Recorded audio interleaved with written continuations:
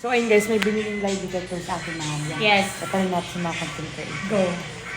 So ayun ko yun. Kaya Ryan, meron kami question sa'yo. Lagay mo dito yung kamay mo. Tatanong kami sa'yo Kuya Rai, dapat pag nag-ano yan, lagot ka talaga, lagot. May nagugustuhan ka ba dito sa loob ng to? Kahit attractive lang. Attractive yan. Yes, so yes.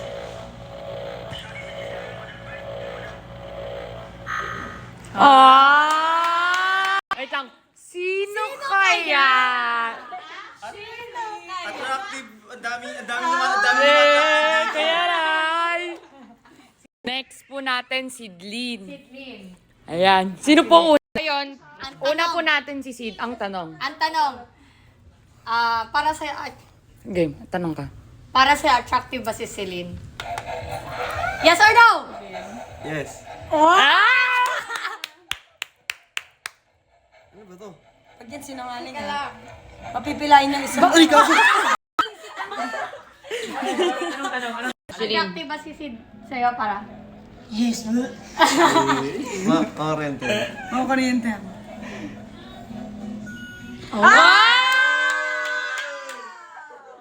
Nangiti. Let's go, Sidlin. Thank you. Next word. Si Ward naman. Okay. Right hand. Right hand. Okay.